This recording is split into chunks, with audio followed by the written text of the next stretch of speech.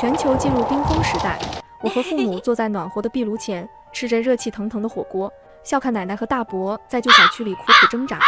潜意识，奶奶和大伯合谋，意图夺取我家的财产，安排人在家里的车上动了手脚。于是，一场车祸带走了我的父母。奶奶见到我后，夏夏，你一个女孩子管不了这么多钱，这些财产肯定是要你大伯来打理的。看着他们丑恶贪婪的嘴脸，我被气得浑身发抖。正当我要打电话调查车祸原因时，就被突如其来的极寒天气打得猝不及防。很快，全球便进入冰封时代。进入末世的3个月后，家中已经没有余粮，本来我就被他们视为眼中钉，于是以2包方便面的价格把我卖给了一个男人。心中愤恨的我不堪受辱，选择了自杀。直到临死前，我才知道真相，原来父母的车祸就是出自奶奶和大伯的手笔。我暗中起誓，如有来世，我定叫他们承受10倍于我的痛苦。我睁开眼，发现自己坐在家里的沙发上，转头望去，妈妈正在厨房忙碌，这才意识到我重生了。我激动地跑过去抱住妈妈。妈妈，末日马上就要来了，快让爸爸回来，不然我们都要死。爸爸是奶奶的2儿子，就像是他捡来的孩子。也是由于不受宠，爸爸便早早出来创业。经过多年努力，也算是事业有成，名下6个服装厂，在市里买车买房。看着爸爸的成功，奶奶也不闲着，逼着爸爸给大伯一家全安排了工作，还经常来我家打秋风，那个吃相也是难看至极。不光如此，有事没事就要给爸爸洗脑。你这么大的产业，应该给你大哥一半，毕竟你们是亲兄弟。爸爸每次听到这话都是表面点头，背地里翻白眼，根本不听。爸爸回来后，我告诉他家里的车被大伯动了手脚，刹车被弄坏了。爸爸看我说的头头是道，于是给公司的人打了电话确认车况。果不出所料，完全被我说中。接着我把上一世发生的事情娓娓道来。爸爸听完铁青着脸，你奶奶也参与了吗？我看着爸爸，然后沉默着点了点头。爸爸气得浑身发抖，岂有此理，虎毒还不食子呢，简直猪狗不如。妈妈更是泪流满面地抱着我。夏夏，我的宝贝儿，妈妈不会再让他们欺负你。我告诉爸妈，现在不是感慨的时候，而且也不能总想着报复他们，因为3天后极寒就要到来，冰封时代即将来临。当务之急是需要囤大量生活物资，还要找一个能帮我们一家人抵御严寒的庇护所。爸爸思索了片刻，像是想到了什么。我知道一个小区，最近刚开楼。爸爸也不犹豫，一个电话过去，砸了1个亿，买了一整栋楼。我们决定住在29层，其他层全部改成仓库。等极寒来临之后，寒冷天气就是天然冰箱，不用担心物资会坏掉。定下任务后，我们一家3口快速进入备战状态。爸爸用1.5亿的价格把整个公司转卖了出去，卖掉之前，爸爸又把厂区仓库所有冬装和羽绒被连夜拉到了小区。我这边是找到了全市最大的装修公司，给家里房子安排装修，这可是价值1亿的超级大单。装修公司经理亲自带领工人来施工，用最好最贵的钢筋混凝土加固房间，就是用炮弹也轰不开。看着经理尽职尽责的指挥施工，我笑了，真是没有钱解决不了的事。虽然不久的将来钱都要沦为废纸，所以在末世来临之前，要用钱做更多的事。而爸爸的公司在第2天也成功转让了出去，这一切都是瞒着大伯和奶奶的。所以卖掉之后，爸爸的手机就没停过，都是奶奶和大伯打来质问的电话。爸爸把手机静音，直接不接，消息看都不看。卖掉公司后，爸爸又把名下的房产和商铺打包一次性卖掉，本来价值过亿的资产，爸爸5000万甩卖，要求只有1个，立刻到账。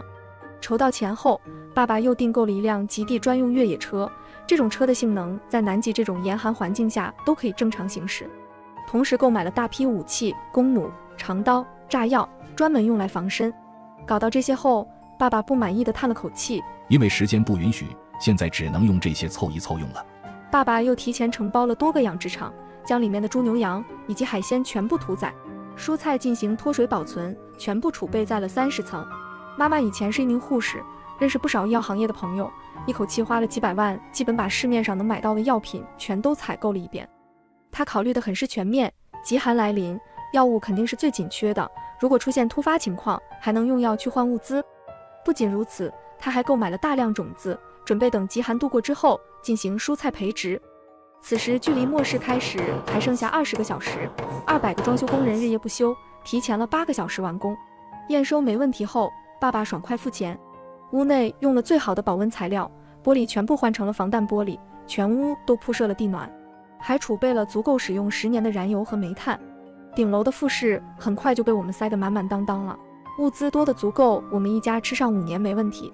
做完这些，距离极寒开始还有10个小时，这次我们一家3口能够安全度过末世吧？上一世死得太早，根本不知道末世会持续多久。如果极寒天气一直不结束，那我们该怎么办呢？我们一家3口回到原来的小区，准备把家中的东西都搬到新房子去。刚进家门就看到奶奶和大伯对我们怒目而视。奶奶上来便是劈头盖脸一顿骂：你把公司卖了，你疯了吧？好端端的，怎么突然卖了公司？你哥说这公司还能赚好多钱呢，你疯了吧？面对他们的责骂，爸爸眼神冷冰。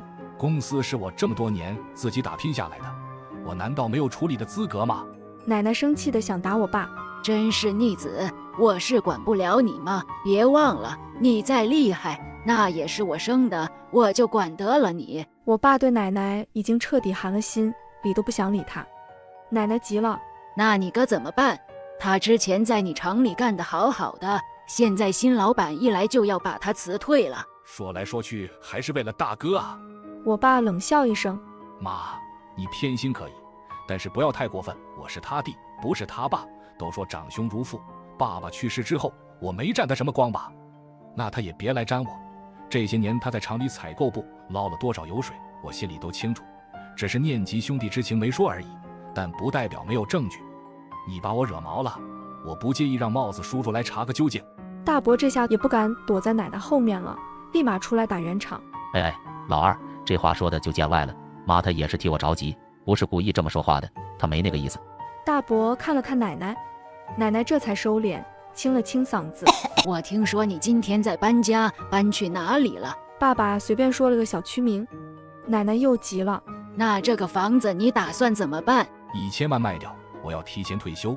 今天我们一家3口就要去自驾游。那开哪辆车去呢？大伯眼底透着金光。那辆黑色大奔。爸爸知道他们想听什么，果然大伯和奶奶同时眼睛亮了。那感情好啊，你们玩得开心点。这套房子我们今天下午就签合同卖掉了，你们下次别来了。什么？卖掉？这么快？这房子地段那么好？奶奶急了。大伯这时笑呵呵地说：这房子妈都住惯了，你卖给别人不如卖给我，毕竟咱们是亲兄弟。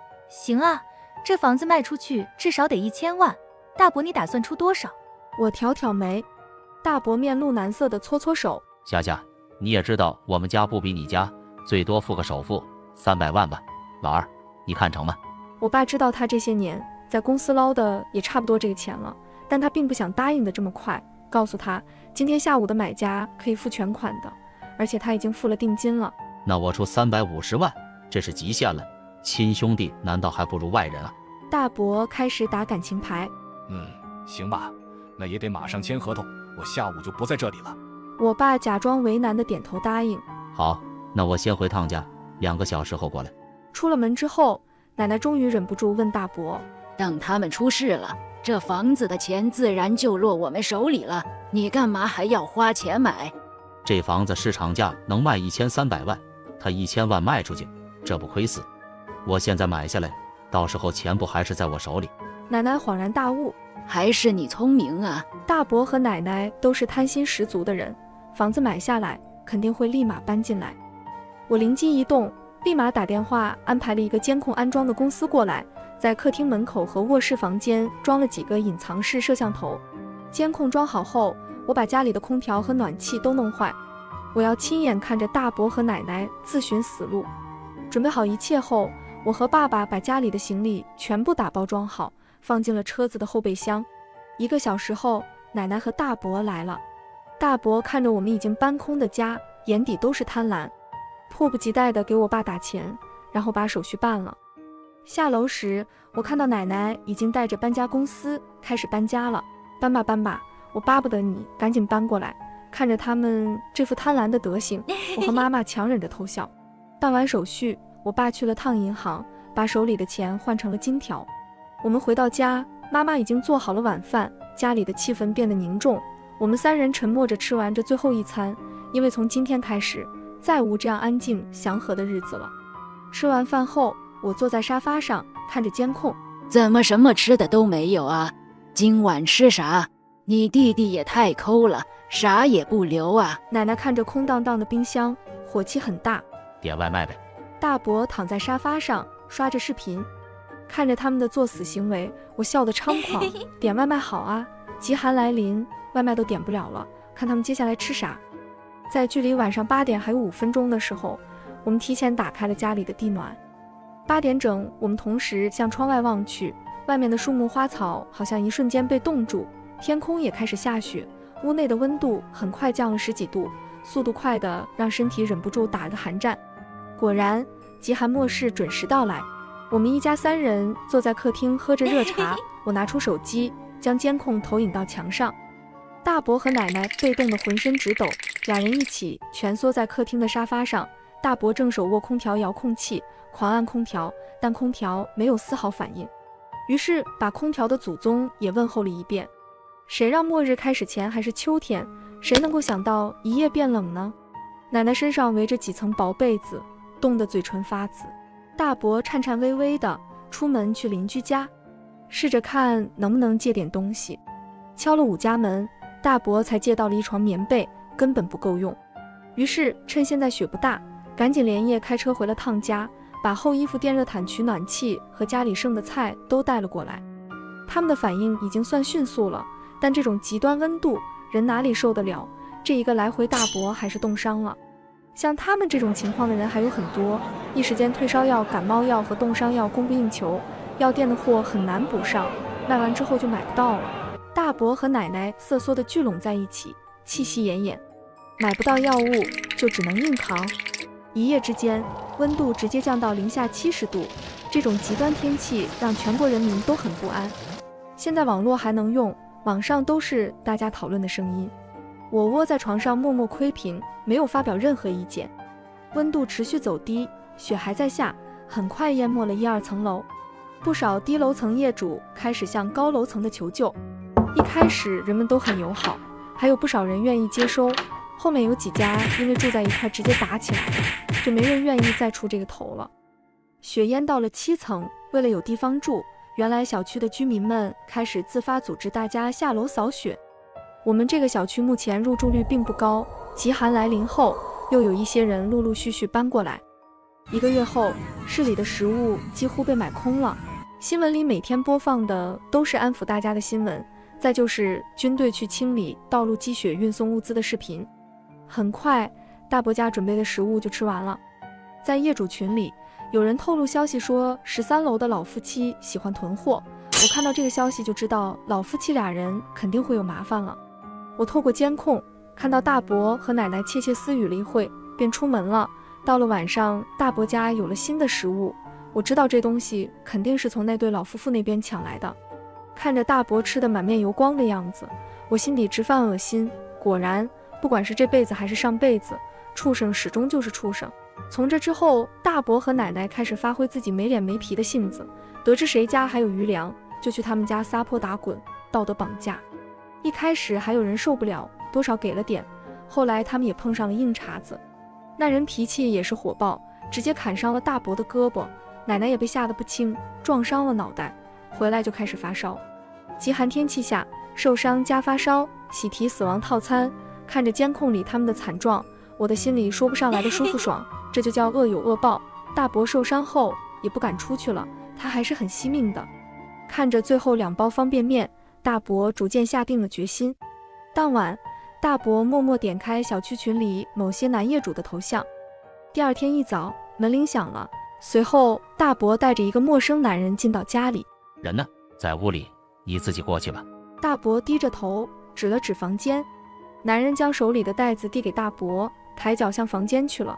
房门打开后，漆黑一片，男子才进入。大伯和奶奶前后夹击，利索地处理了这个男人，然后费力把人拖到了卫生间。虽然后面的画面看不到，但是基本可以肯定那人已经嘎了。我们3口正在吃饭，看着这些画面，瞬间开始反胃。这个时候，发电厂已经负担不起全市的电力消耗了。